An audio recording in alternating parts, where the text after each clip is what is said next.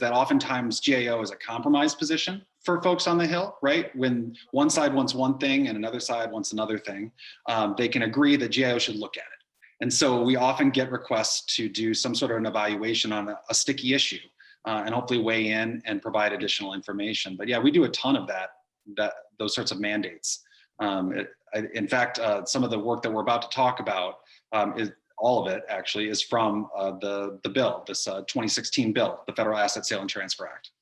Okay, well then let's do the breaking news. Yeah.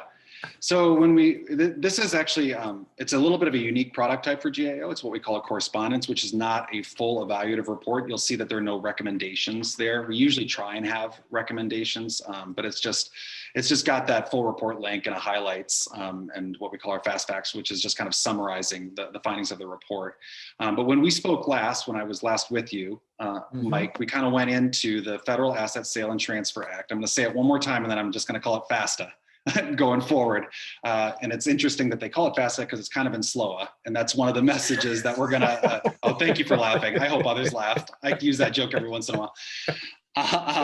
One of the things that this work is highlighting is that actually the civilian board that made recommendations on which properties to get rid of as part of this new disposal process actually did a pretty good job of making those recommendations quickly in the time frame required under the bill.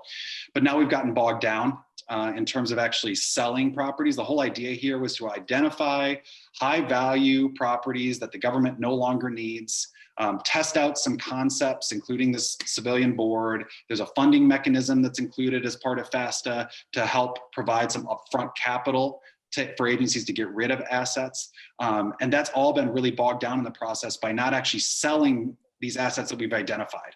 So the board made its recommendations in December of 2019, which were approved by OMB in January of 2020.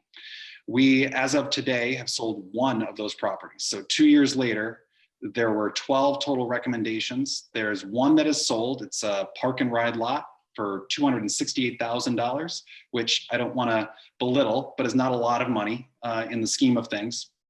And they're still trying to sell the remaining 11 properties, several of which are worth $100 million plus, in some cases, several $100 million. And the idea there is that those properties will be sold and go into a separate account that then the funds can be appropriated out of and federal agencies can use to then identify and sell additional assets, right? So it's a self-cycling account. But right now we're waiting on the sales. So it's really impacting the process.